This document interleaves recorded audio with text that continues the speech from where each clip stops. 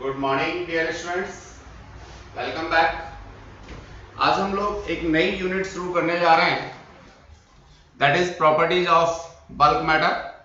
No doubt matter के बारे में हम लोग यहाँ डिस्कस करेंगे।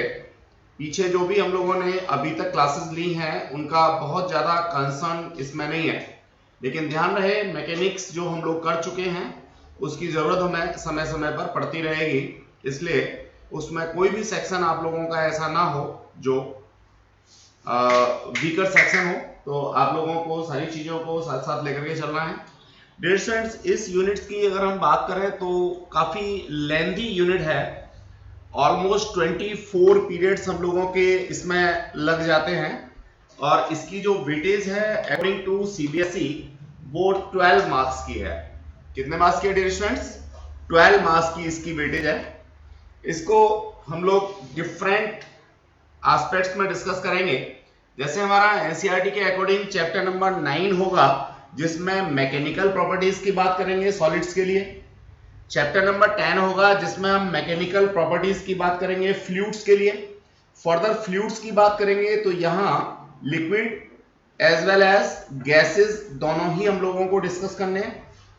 और इस यूनिट का जो लास्ट चैप्टर होगा chapter number 11, that is thermal properties of matter. Thermal का सीधा सीधा सा कॉन्सेप्ट हम लोगों को जाता है टेम्परेचर को लेकर के, हीट को लेकर के, कि डियर स्टूडेंट्स किसी भी मैटर को अगर हम लोग हीट एनर्जी प्रोवाइड करते हैं, उसका टेम्परेचर राइज करते हैं, तो उसकी जो प्रॉपर्टीज हैं उन पे क्या फर्क पड़ता है। डियर स्टूडेंट्स, यहाँ एक छोटा सा कॉन्सेप्ट मैं जरूर आप लोगों से डिस्कस करना चाहूंगा before discussing our chapter number 9। देखिए, कोई भी सब्सटेंस होता है, कोई भी मैटर होता है, तो मॉलिक्यूल से मिलकर के बना होता है। ये डिफरेंट मॉलिक्यूल्स हो सकते हैं, सेम मॉलिक्यूल हो सकते हैं। डियर स्टूडेंट्स, इन मॉलिक्यूल के बीच में एक फोर्स लगा होता है जो अट्रैक्टिव फोर्स होता है। इसे हम लोग इंटरमॉलिक्यूलर फोर्स के नाम से जानते हैं। अगर एटॉमिक स्ट्रक्चर में हम लोग किसी सब्सटेंस की बात करते हैं तो इंटर एटॉमिक फोर्स होगा। डियर स्टूडेंट्स, ये इंटर एटॉमिक फोर्स या इंटरमॉलिक्यूलर फोर्स जो होता है वो 1/r⁹ की प्रोपोर्शनलिटी रखता है। यानी अगर इनके बीच की डिस्टेंस थोड़ी सी भी कम या ज्यादा होगी तो ये फोर्स बहुत ज्यादा इफेक्टिव होंगे। नो डाउट डियर स्टूडेंट्स, अगर मैं सॉलिड्स की बात करूं तो ये मॉलिक्यूल्स बिल्कुल नजदीक नजदीक होते हैं, फोर्स कंपैरेटिवली काफी ज्यादा होता है। अगर मैं गैसेस की बात करूं तो ये मॉलिक्यूल्स कंपैरेटिवली काफी दूर दूर होते हैं और इनके बीच में लगने वाला फोर्स ऑफ अट्रैक्शन कंपैरेटिवली काफी कमजोर होता है। और अगर मैं बात करता हूं लिक्विड्स की, तो लिक्विड्स में नो डाउट कहीं ना कहीं ये फोर्स जो है वो सॉलिड से ज्यादा और गैस से कम होता है, और फोर्स जो होते हैं वो कंपैरेटिवली मॉडरेट होते हैं। अब डियर स्टूडेंट्स, मैं टेम्परेचर की बात करूं या एक्सटर्नल कोई फोर्स अप्लाई करके इन फोर्सेस को डिस्टर्ब करने की कोशिश करूं तो ऑब्वियसली जो भी मेरा मैटर है उसकी फॉर्म जो है वो चेंज हो जाएगी, डिफॉर्म हो जाएगी। तो डियर स्टूडेंट्स, जो डिफॉर्मेशन ऑफ शेप है उसी को लेकर के हम लोगों को यहाँ पे मैकेनिकल प्रॉपर्टीज ऑफ सॉलिड के बारे में डिस्कशन लेना है। देखते हैं क्या हमें यहाँ पे देखना है डियर स्टूडेंट्स। याद है हम लोग यहाँ सिर्फ मैकेनिकल प्रॉपर्टीज की बात करेंगे, हमें यहाँ पे किसी भी केमिकल प्रॉपर्टीज के बारे में बात नहीं करना है। अब ये जो चैप्टर नंबर 9 हम लोगों का है मैकेनिकल प्रॉपर्टीज ऑफ सॉलिड्स, इसका जो हमारा कोर्स स्ट्रक्चर है, जो सिलेबस है, पहले मैं उसको डिस्कस करना चाहूंगा। एडम फर्स्ट हम लोगों को यहाँ डिस्कस करना होगा इलास्टिक बिहेवियर। जो भी हमारे सब्सटेंसेस हैं उनका इलास्टिक बिहेवियर क्या होता है ये हमें यहाँ डिस्कस करना है। Then after stress strain relationship, stress क्या होती है, स्ट्रेन क्या होती है, फिर इनके बीच की रिलेशनशिप क्या है। स्ट्रेस स्ट्रेन रिलेशनशिप के बेसिस पे एक क्वेश्चन 100% आप लोगों के एग्जाम में आता ही आता है dear students. Strain stress relationship को लेकर के ही हुक साइंटिस्ट हैं, इन्होंने अपना लॉ दिया जिसे हम लोग हुक्स लॉ के नाम से जानेंगे।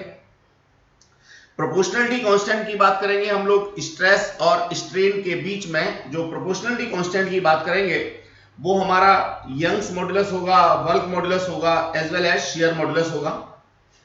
इसी तरह से अगर मैं इन तीनों को भी आपस में इंटरलिंक करने की बात करूंगा तो ये पॉइजन्स रेशियो होगा और यहीं से हम लोगों को इलास्टिक एनर्जी का कॉन्सेप्ट आएगा। जैसा अभी मैं ब्रीफ कर रहा था कि मॉलिक्यूल्स होते हैं, इनके बीच में एक अट्रैक्टिव फोर्स लगा होता है। अब नो डाउट ये अट्रैक्टिव फोर्स की डिफॉर्म होने पर ही जो बिहेवियर है वो हमारा चेंज होता है, इलास्टिक से प्लास्टिक हो जाता है, या किसी पर्टिकुलर सब्सटेंस की इलास्टिसिटी ज्यादा होती है या किसी की प्लास्टिसिटी ज्यादा होती है। तो जो मेन कॉज है डियर स्टूडेंट्स वो इंटरमॉलिक्यूलर या इंटर एटॉमिक फोर्स ही है। जब फोर्स होगा तो ऑब्वियसली एनर्जी का कॉन्सेप्ट भी आएगा। इलास्टिक एनर्जी के बारे में हम लोगों ने यहाँ डिस्कशन देना है। अगर मैं इन मॉलिक्यूल्स को दूर करना चाहूंगा, अलग अलग करना चाहूंगा, तो फोर्स के अगेंस्ट वर्क डन करूंगा, और जब फोर्स के अगेंस्ट वर्क डन करूंगा तो नो डाउट वर्क डन का कॉन्सेप्ट आएगा। वर्क डन का कॉन्सेप्ट आएगा तो ऑब्वियसली इलास्टिक एनर्जी का कॉन्सेप्ट हम लोगों को यहाँ पे मिलेगा। तो ये कुछ ब्रीफिंग थी सिर्फ सिलेबस को लेकर के। अब मैं टॉपिक लेकर के अपना कंटेंट आगे बढ़ाना चाहूंगा डियर स्टूडेंट्स। सबसे पहला कॉन्सेप्ट आता है इलास्टिक एंड प्लास्टिक बिहेवियर। अब देखिए डियर स्टूडेंट्स, इलास्टिक बिहेवियर क्या होता है, प्लास्टिक बिहेवियर क्या होता है, ये बात जरा हम लोग समझने की कोशिश करेंगे। कुछ कॉन्सेप्ट्स मैं आप लोगों के क्लियर करना चाहूंगा जो एक तरीके से गलत हम लोगों के दिमाग में कई बार बने होते हैं। देखिए रियलिटी में कोई भी सॉलिड जो है वो परफेक्टली रिजिड नहीं है।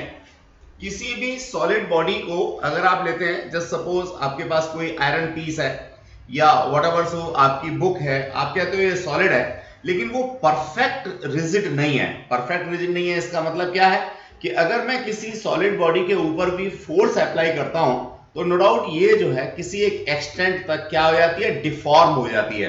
इसलिए मैं इसको रिजिड नहीं कह सकता या परफेक्टली रिजिड नहीं कह सकता, रिजिड तो कह सकता हूं। अब रिजिड बॉडीज क्या होती हैं? रिजिड बॉडीज वो बॉडीज होती हैं जिनके ऊपर कोई भी एक्सटर्नल फोर्स लगाने से उनके शेप या साइज में कोई फर्क नहीं होता, उनकी ओरिएंटेशन में कोई चेंज नहीं होता, उन्हें हम लोग रिजिड बॉडी कहते हैं। तो डियर स्टूडेंट, मैं यहां बात कर रहा हूं परफेक्टली रिजिड नहीं होती बॉडी, रिजिड तो होती है लेकिन परफेक्टली रिजिड नहीं होती।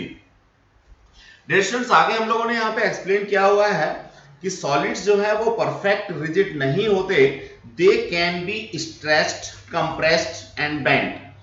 मैं कोई भी सॉलिड लेता हूं तो उसको मैं स्ट्रेच भी कर सकता हूं, कंप्रेस भी कर सकता हूं और मोड़ भी सकता हूं, बेंड भी कर सकता हूं। कब? जब उनके ऊपर कोई एक्सटर्नल फोर्स में अप्लाई करता हूं, जिनकी शेप को डिफॉर्म करने के लिए कोई भी फोर्स में अप्लाई करता हूं। तो जो चीजें हम लोगों को रिजिड दिखती भी हैं वो परफेक्टली रिजिड नहीं है, उनकी भी शेप को चेंज किया जा सकता है, उनको भी कंप्रेस किया जा सकता है, उनको भी बेंड किया जा सकता है by applying external force.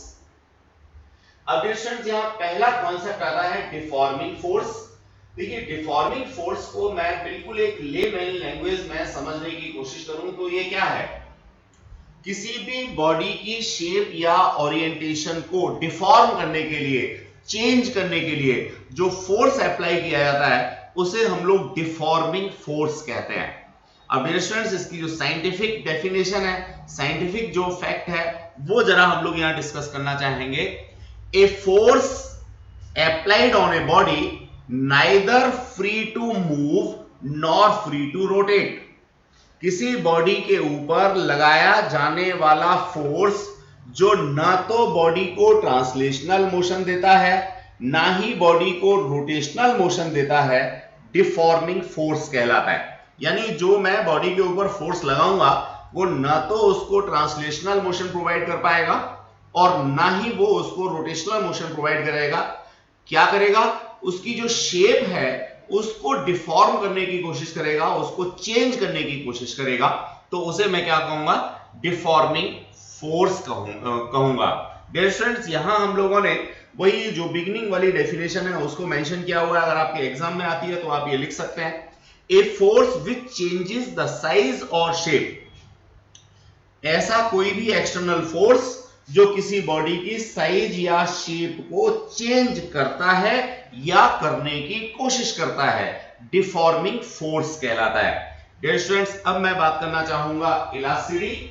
Exactly elasticity is a property. Elasticity क्या होता है? प्रॉपर्टी होती है। जैसे बिल्कुल ऐसे समझ लीजिए कि रसगुल्ला मीठा होता है, तो मी था, यहाँ पे क्या है, प्रॉपर्टी है। इसी तरीके से इलास्टिसिटी क्या है, प्रॉपर्टी है। ये क्या प्रॉपर्टी है, क्या एग्जिबिट करती है, क्या शो करती है। देखिए आपने किसी भी बॉडी के ऊपर डिफॉर्मिंग फोर्स लगाया, मान लीजिए ये कोई बॉडी है, अब आपने इसके ऊपर डिफॉर्मिंग फोर्स लगाया, पता लगा इस डिफॉर्मिंग फोर्स की वजह से इसकी शेप जो है वो चेंज हो गई, नई शेप मान लीजिए ऐसे हो गई। अब अगर मैं इससे इस डिफॉर्मिंग फोर्स को हटा देता हूं, डिफॉर्मिंग फोर्स को लगाना बंद कर देता हूं, तो ये कितनी जल्दी अपनी शेप को वापस लाने की कोशिश करती है, इसी को मैं कहता हूं इलास्टिसिटी। डियर स्टूडेंट्स, इलास्टिसिटी को डिफाइन कैसे करेंगे, वो चीज हम लोगों ने यहां पे मेंशन किए हुए है, जरा समझेंगे हम लोग। Elasticity, if a body regains its original size and shape. अब इस साइज एंड शेप को मिला करके मैंने कह दिया कॉन्फिगरेशन, कॉन्फिगरेशन। तो डियर स्टूडेंट्स, अगर कोई बॉडी डिफॉर्मिंग फोर्स को हटाने के बाद अपने शेप एंड साइज को या कॉन्फ़िगरेशन को तुरंत रीगेन कर लेती है, तो हम लोग उसको कहते हैं elastic body. A body which regains their original configuration just after removal of deforming force is termed as elastic body, and this property of body is termed as elasticity. Example के लिए मैं यहां डिस्कस करना चाहूंगा ये book लेकर के। Dear students, ये मेरे पास मान लीजिए कोई एक बॉडी है, अब मैंने इसके ऊपर ये डिफॉर्मिंग फोर्स लगाया, देखिए आप देख रहे होंगे इसकी शेप चेंज हो गई, डिफॉर्म हो गई। अब जैसे ही मैं अगर इससे इस फोर्स को हटाता हूं तो ये अपनी जो ओरिजिनल कॉन्फ़िगरेशन है उसको अटेन कर लेती है, थोड़ी देर से अटेन करती है, तो मैं कहूंगा कि इसकी जो इलास्टिसिटी है वो कम है, या इसका जो इलास्टिक बिहेवियर है वो थोड़ा कम है।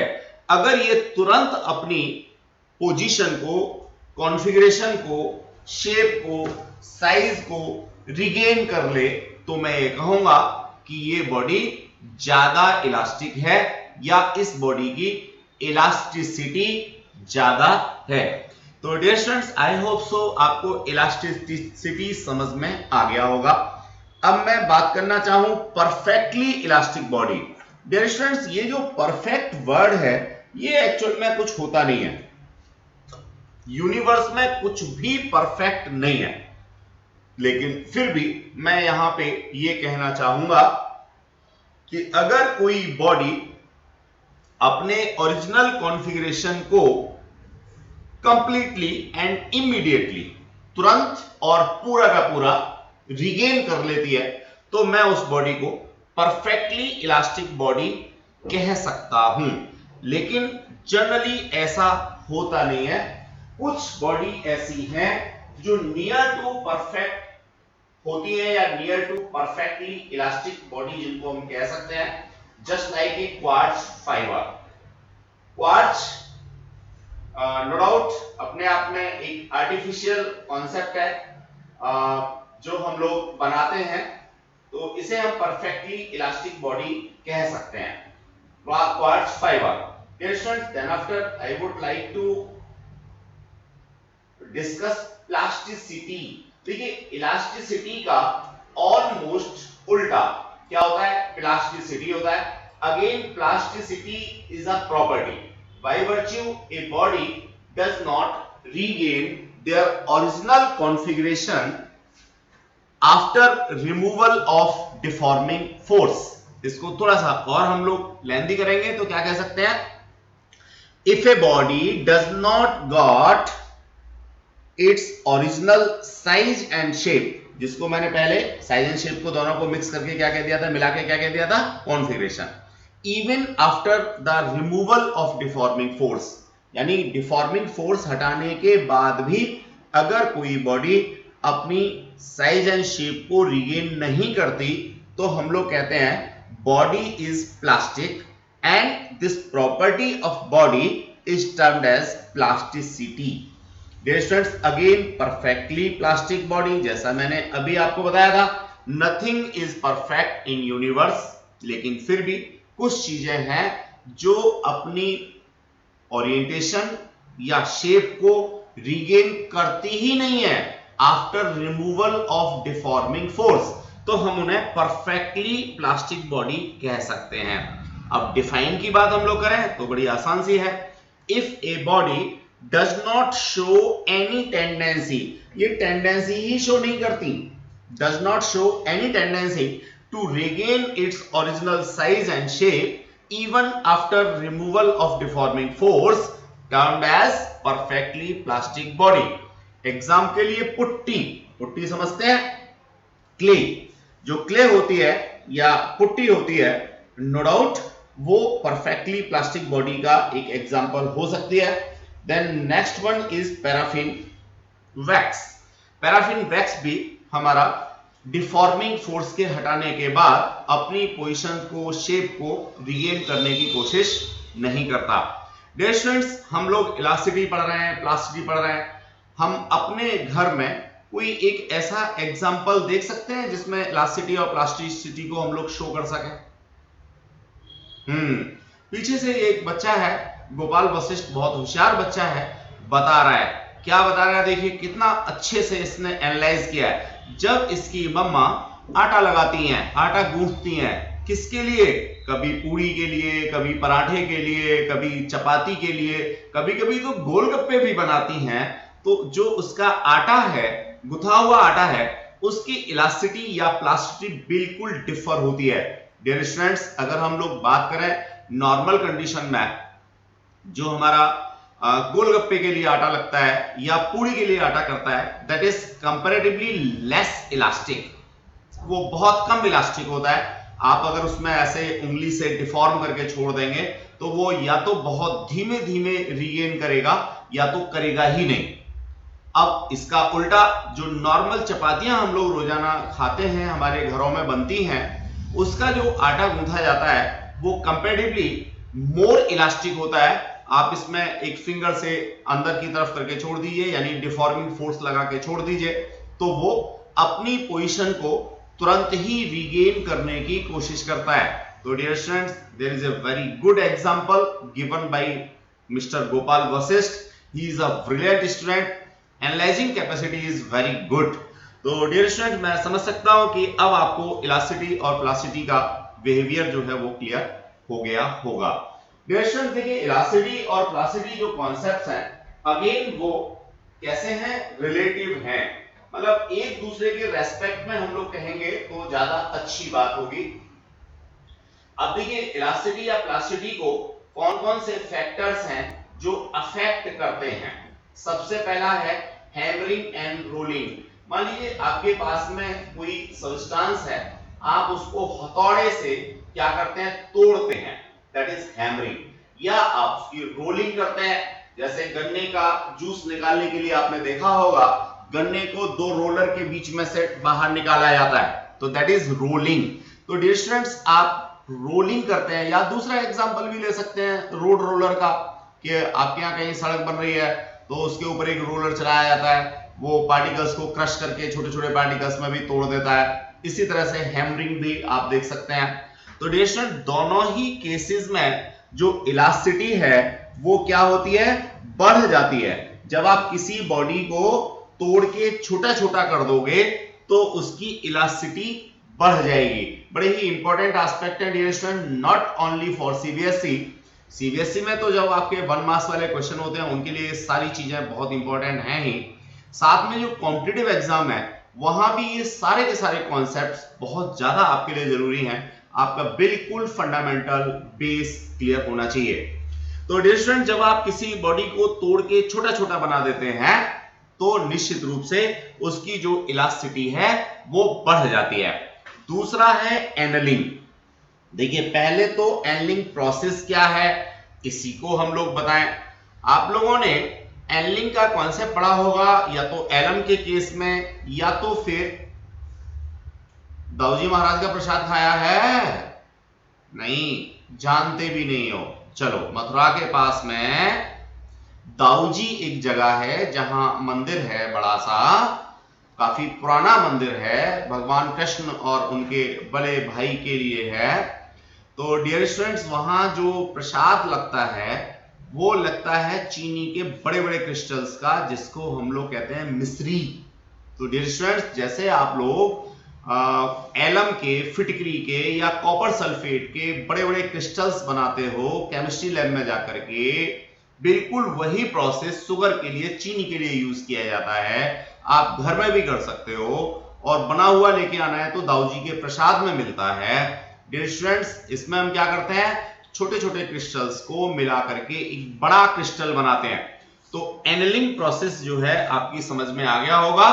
एनलिंग में जो इलास्टिसिटी है वो डिक्रीज हो जाती है। डियर स्टूडेंट्स, मैं कह सकता हूं कि हैमरिंग या रोलिंग का उल्टा प्रोसेस है एनलिंग, और नो डाउट अगर हैमरिंग या रोलिंग में इलास्टिसिटी इंक्रीज होती है तो एनलिंग में क्या हो जाती है, डिक्रीज हो जाती है। देन आफ्टर डियर स्टूडेंट्स, मैं अब अगली बात करना चाहूंगा प्रेजेंस ऑफ इंप्योरिटीज की। आपने कोई भी सब्सटेंस लिया, उसमें कुछ दूसरी चीजों को क्या कर दिया, मिक्स कर दिया। इट में भी केमिकली और फिजिकली, जनरली हाई टेम्परेचर पे तो करना ही होता है। तो डियर स्टूडेंट्स, इंप्योरिटीज की जो प्रेजेंस है उसके बेसिस पे अलग अलग कॉन्सेप्ट्स हमें मिलते हैं। कई बार हमारी जो इलास्टिसिटी है वो इंक्रीज हो जाती है, कई बार डिक्रीज हो जाती है।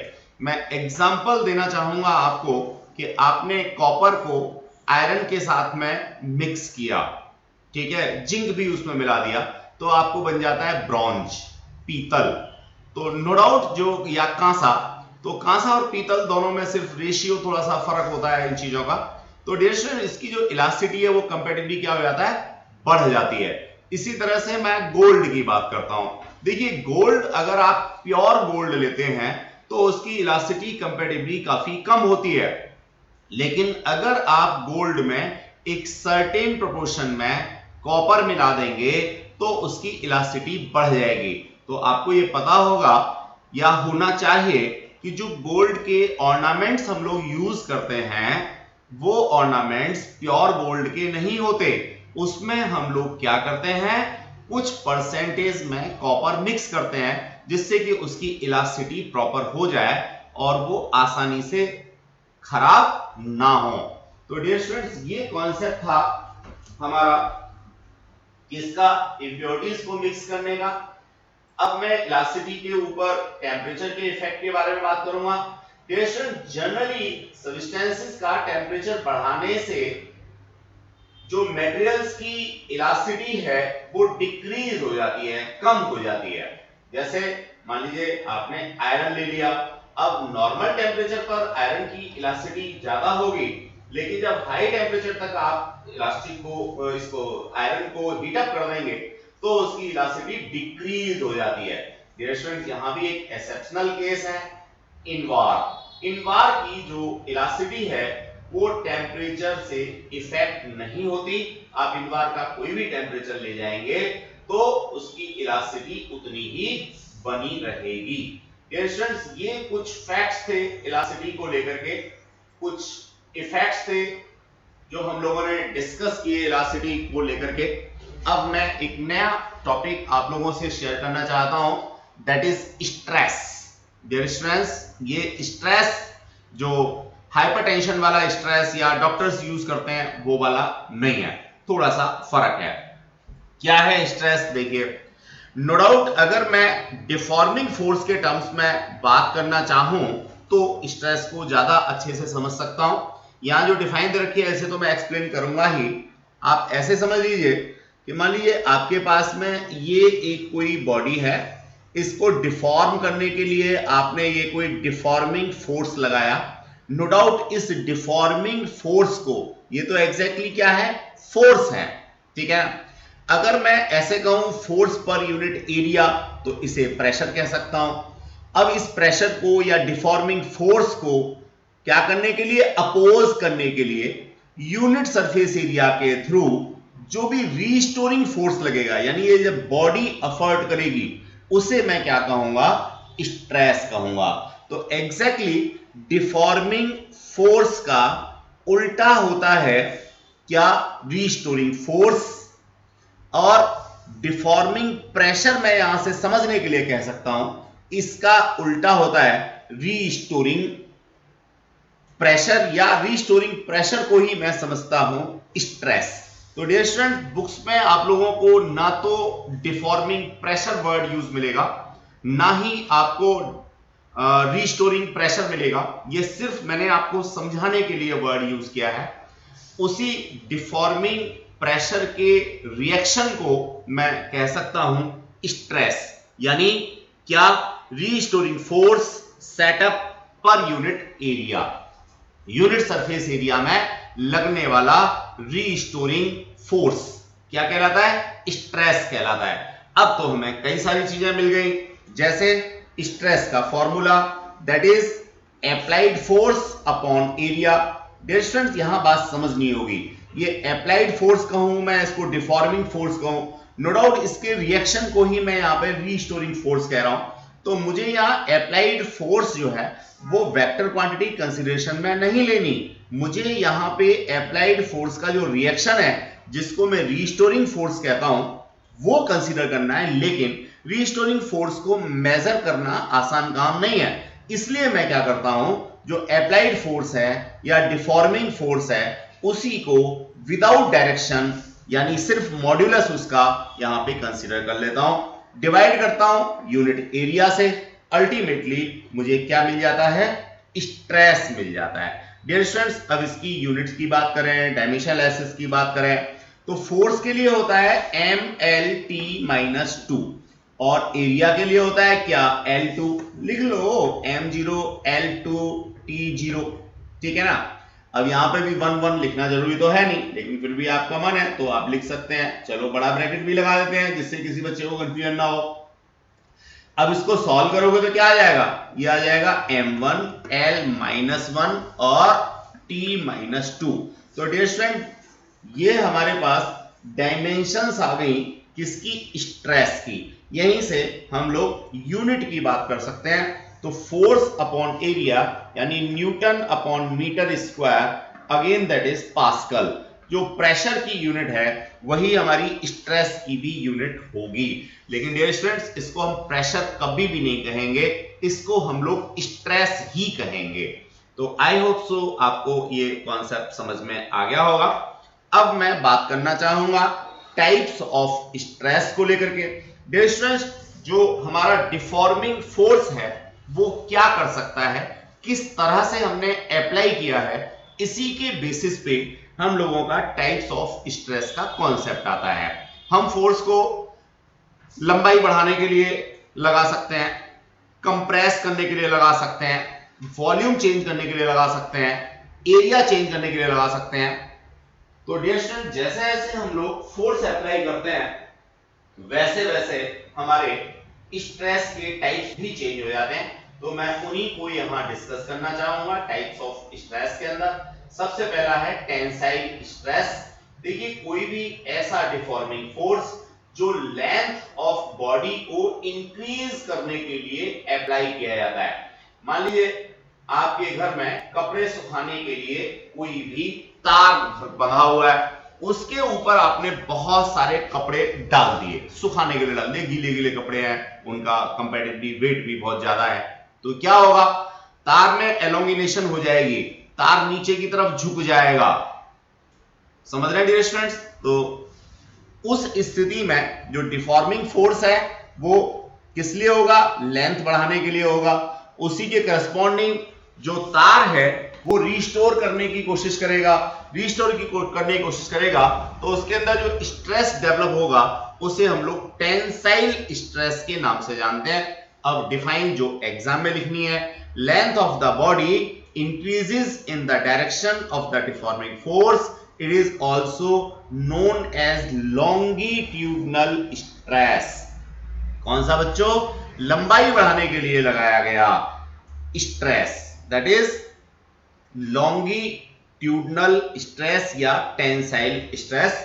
इसका एक एग्जांपल और भी ले सकते हैं। मान लीजिए ये कोई रिजिड सपोर्ट है, इस रिजिड सपोर्ट में ये आपने कोई भी एक यूनिफॉर्म क्रॉस सेक्शन एरिया का वायर लिया हुआ है, इसमें यहाँ पे कंपैरेटिवली काफी बड़ा वेट हैंग कर दिया, वेट आपने यहाँ पे लगा दिया, तो क्या होगा, इस तार में एलोंगिनेशन हो जाएगा, यानी ये तार थोड़ा सा लंबा हो जाएगा, इसकी लेंथ जो है वो पहले के कंपैरेटिवली बढ़ जाएगी। डियर स्टूडेंट्स, ये शेप मान लीजिए नया आ जाएगा। सपोज इनिशियल लेंथ एल है और जो इंक्रीज लेंथ है वो डेल्टा एल है, वेट हमने mg लगाया हुआ है और इसका जो क्रॉस सेक्शनल एरिया है सपोज वो a है। तो डियर स्टूडेंट्स, ऐसी स्थिति में जो टेंसाइल स्ट्रेस होगा वो होगा mg upon a, that will be termed as tensile stress. Dear students, क्या होगा ये, टेंसाइल स्ट्रेस। अभी पीछे बच्चे कह रहे होंगे कि इसमें जो इनिशियल लेंथ थी, जो इसमें एलोंगिनेशन हुआ, इसका तो कहीं यूज ही नहीं हुआ। डियर स्टूडेंट्स, होगा, पक्का यूज होगा, थोड़ा सा वेट करेंगे। अभी हमें सिर्फ टेंसाइल स्ट्रेस पढ़ना था, तो that is applied force divided by cross sectional area of this wire. इसके बाद में है कंप्रेशनल स्ट्रेस। डियर स्टूडेंट्स, अगर कोई भी restoring force per unit surface area लग रहा है, किसके लिए, लेंथ को डिक्रीज करने के लिए, लेंथ को डिक्रीज करने के लिए, मान लीजिए ये कोई रिजिड सपोर्ट है, अब यहां पे ये कोई रॉड है, क्या है, ये कोई रॉड है, और आप क्या करते हैं, इस रॉड के ऊपर, ये यूनिफॉर्म क्रॉस सेक्शनल एरिया की रॉड है बच्चों, इसके ऊपर कोई फोर्स अप्लाई करते हैं जिससे कि इसकी लंबाई थोड़ी कम हो जाती है। क्या हो जाती है डिस्टेंस, लंबाई थोड़ी सी कम हो जाती है। तो ऐसी स्थिति में इसे मैं क्या कहूंगा, कंप्रेशनल स्ट्रेस कहूंगा। ये कॉन्सेप्ट जो है हमारा कंप्रेशन का लेंथ में, वॉल्यूम में, दोनों में ही हो सकता है, लेकिन जनरली हम लोग वॉल्यूम का ही एस्पेक्ट यहां पे कंसीडरेशन में लेते हैं कि किसी भी बॉडी के ऊपर डिफॉर्मिंग फोर्स अप्लाई करने से उसका वॉल्यूम कितना कम हो गया, तो that is compressional stress. Dear students, ये हमारा कॉन्सेप्ट आप लोगों को क्लियर हो गया होगा कि हम टेंसाइल स्ट्रेस में क्या एक्सप्लेन करना चाह रहे हैं, कंप्रेशनल स्ट्रेस में क्या क्लियर करना चाह रहे हैं। इसके बाद में है हाइड्रोस्टैटिक स्ट्रेस या हाइड्रोलिक स्ट्रेस भी कह सकते हैं।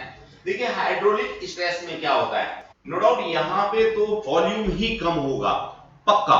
क्या होगा बच्चों, वॉल्यूम ही कम होगा। कैसे, समझिए, मान लीजिए ये मेरे पास में कोई भी एक टब है, क्या है, ये मेरे पास में कोई एक टब है और इसके अंदर ये पानी मैंने भर रखा है। अब सपोज बाहर मेरे पास क्या है, ये कोई एक प्लास्टिक का क्यूबिकल बॉक्स है, क्या है, क्यूबिकल बॉक्स है। अब इस क्यूबिकल बॉक्स को अगर मैं इस पानी के अंदर डाल देता हूं तो क्यूबिकल बॉक्स के हर सरफेस पे सेम फोर्स अप्लाई होता है इसको कंप्रेस करने के लिए। अब हो सकता है आपको लग रहा हो कि कहीं भी कंप्रेस नहीं होता सर, उतना ही वॉल्यूम होता है।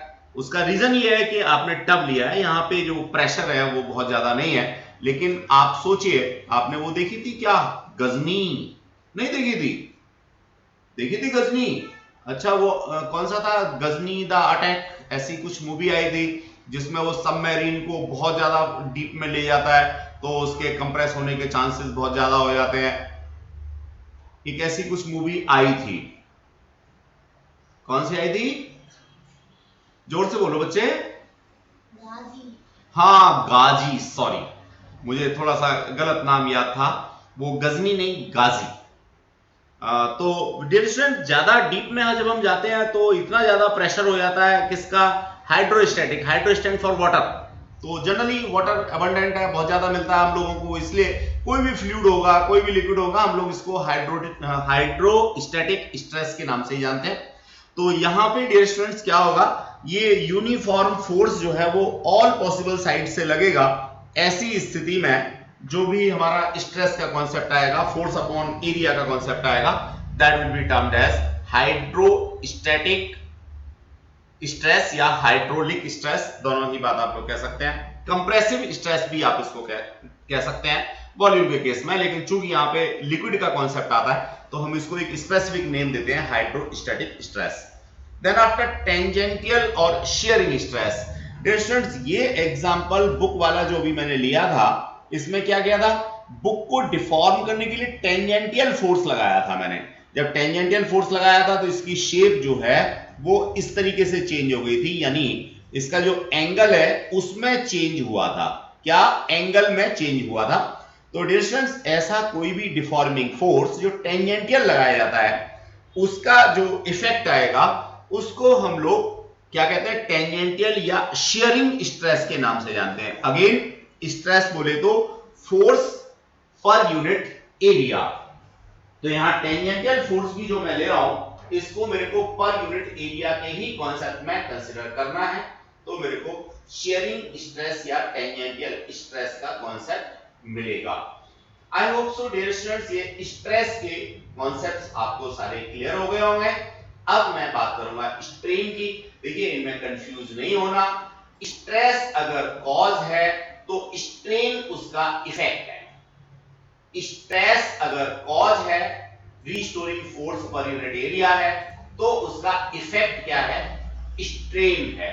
डियर स्टूडेंट्स, स्ट्रेन क्या होता है एग्जैक्टली मैं इस फॉर्मूले से इसको समझना चाहूंगा। स्ट्रेस स्ट्रेन को change in dimensions upon original dimensions, या मैं इसको कह सकता हूं change in configuration over original configuration. ये ज्यादा कॉम्प्रिहेंसिव कॉन्सेप्ट है। Change in configuration upon original configuration strain का। तो डियर स्टूडेंट्स, अगर आप यहां देखेंगे तो इसकी यूनिट कुछ नहीं होगी। सबसे पहली बात, इसकी यूनिट कोई भी नहीं होगी, बिकॉज ऑफ ऊपर भी मेरा कॉन्फ़िगरेशन है, नीचे भी कॉन्फ़िगरेशन है। कॉन्फ़िगरेशन मेरा कैसा हो सकता है, लीनियर हो सकता है, एरियल हो सकता है, वॉल्यूमेट्रिक हो सकता है, या फिर एंगल का कॉन्सेप्ट हो सकता है। तो तीनों ही चारों ही केसेस में मेरे पास जैसा कॉन्फ़िगरेशन मैं इसके न्यूमरेटर में लूंगा वैसा ही कॉन्फ़िगरेशन उसके डिनोमिनेटर में मेरे को लेना है। अल्टीमेटली स्ट्रेन की ना तो कोई डायमेंशन होगी ना तो कोई यूनिट होगी।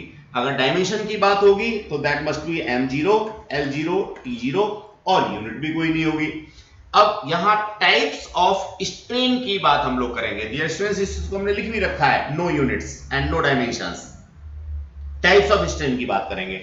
अभी 2 मिनट पहले एक डायग्राम मैंने यहां पे बनाया था जिसमें मैंने किसी वायर में ये एक कोई वेट हैंग किया था, जिसकी वजह से वायर की लेंथ जो है वो थोड़ी सी बढ़ गई थी। याद आया डियर स्टूडेंट्स? अगेन वही वेट mg, छोटा नहीं हुआ है, उतना ही बड़ा है। ठीक है, चलो जी कलरफुल बना देते हैं इसे। तो डियर स्टूडेंट्स, इसको हम लोगों ने जो ओरिजिनल लेंथ थी इसको क्या कहा था, L कहा था, और जो चेंज इन लेंथ था इसको हमने कहा था डेल्टा L।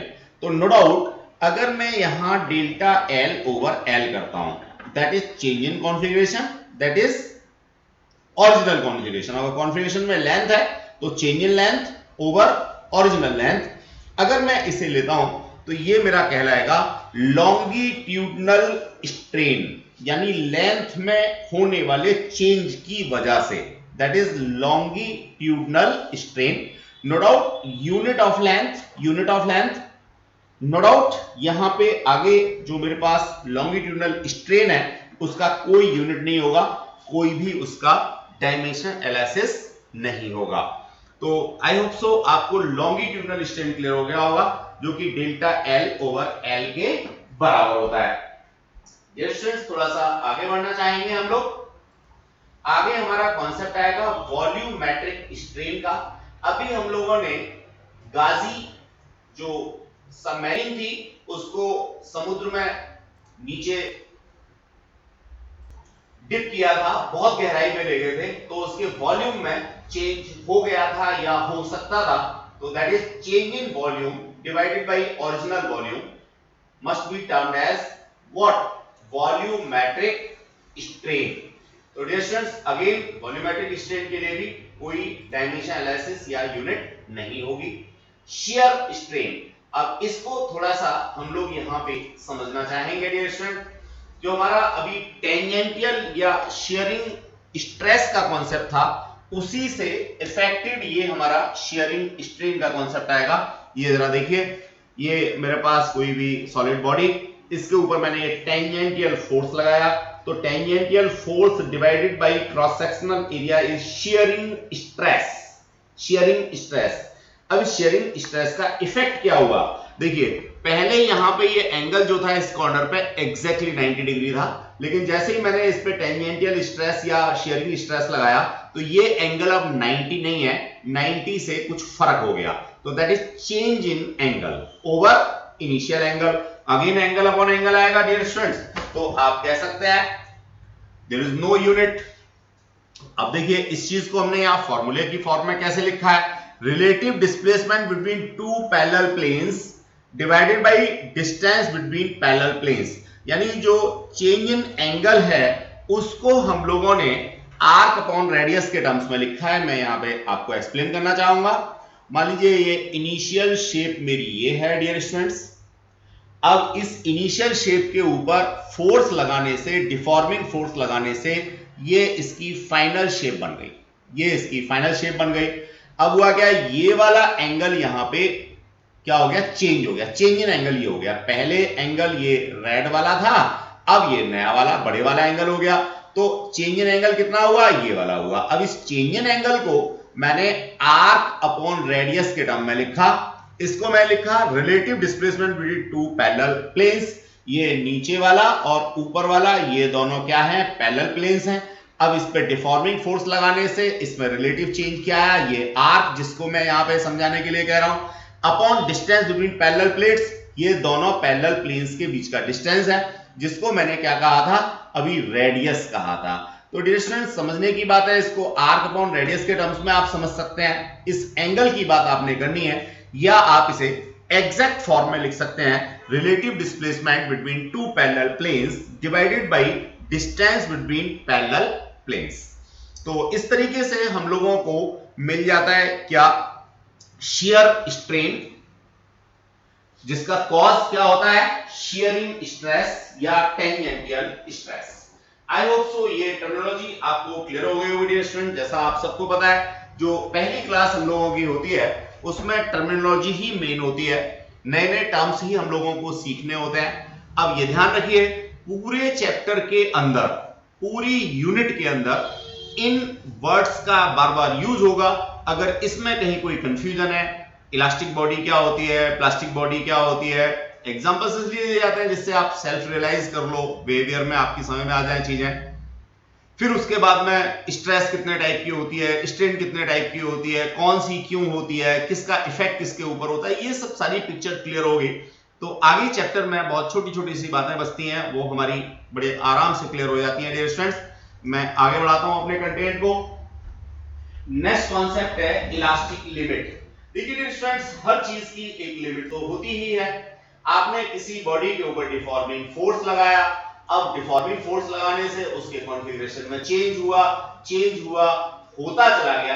एक पर्टिकुलर लिमिट के बाद या पर्टिकुलर डिफॉर्मिंग फोर्स के बाद अगर आपने फोर्स लगाया तो बॉडी अपनी ओरिजिनल कॉन्फ़िगरेशन को वापस नहीं ला पाएगी, यानी जो उसकी इलास्टिसिटी है वो खत्म हो जाएगी, डिस्ट्रॉय हो जाएगी।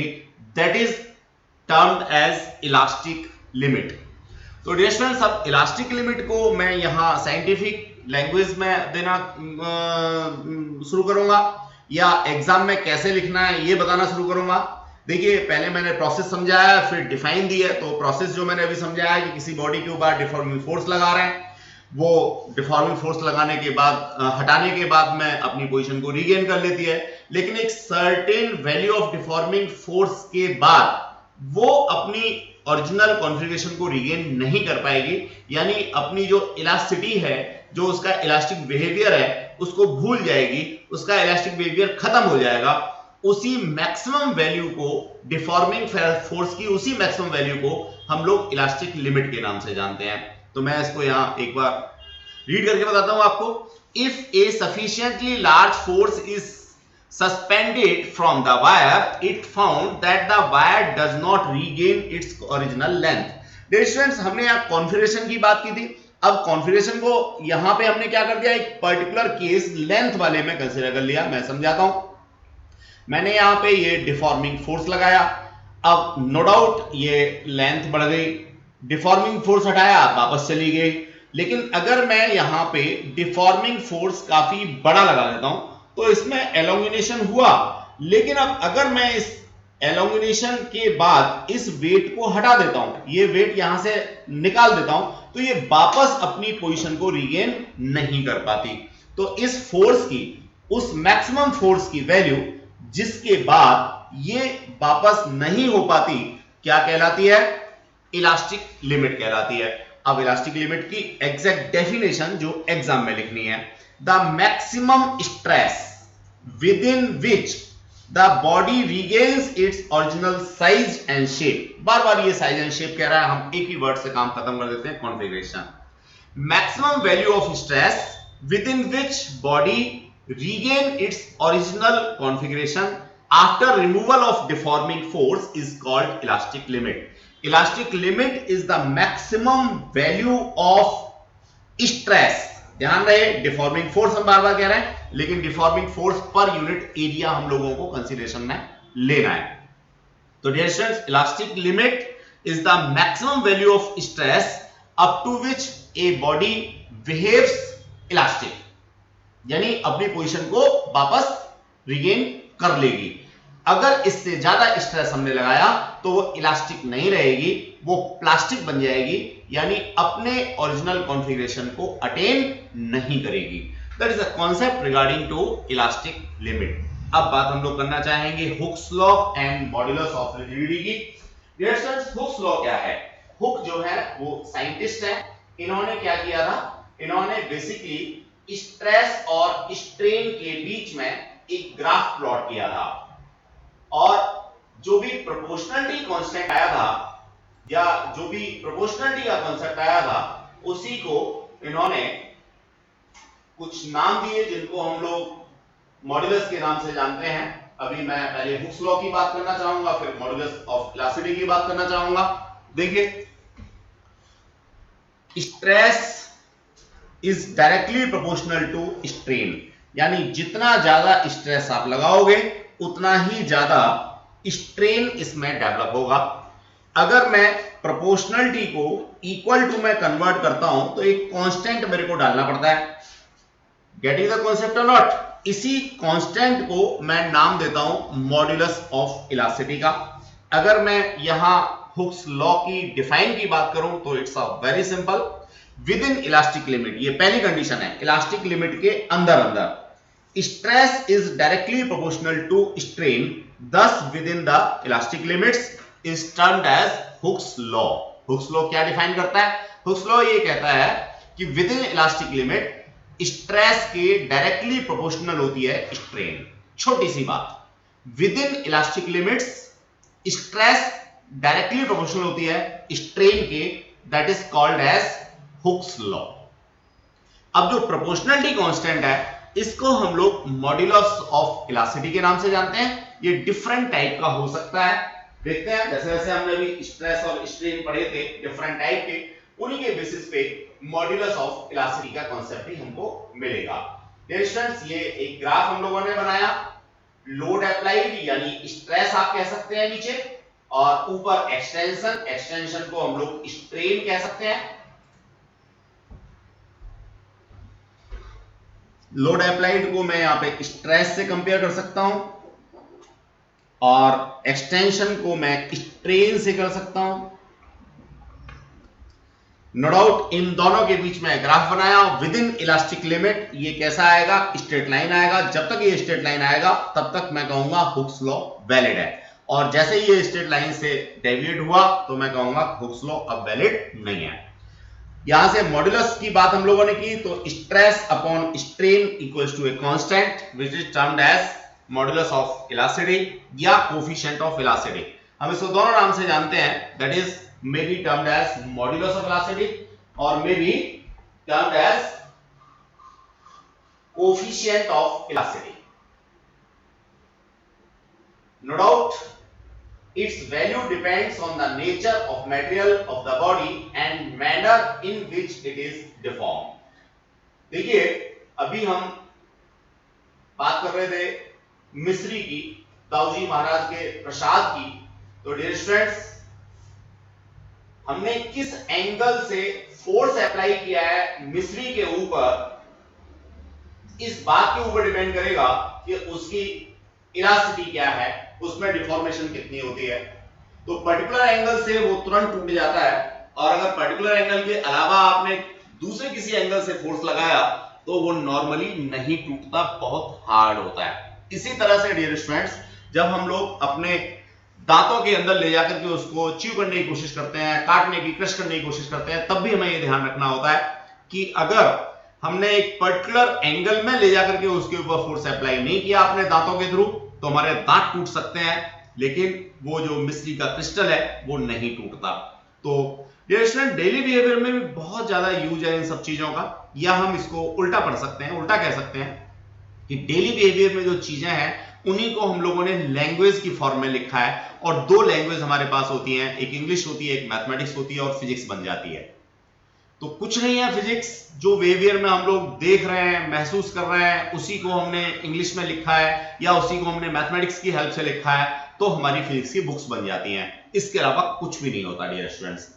चलिए, तो हम लोग यहां बात करना चाहेंगे modulus of elasticity. Modulus of elasticity क्या है? Ratio of stress to strain है।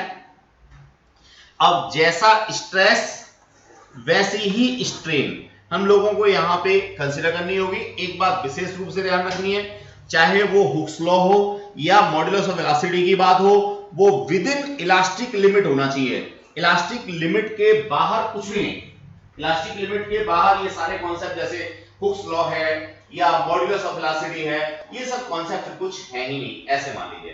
पहला कॉन्सेप्ट आता है modulus of elasticity, E equals to stress over strain का।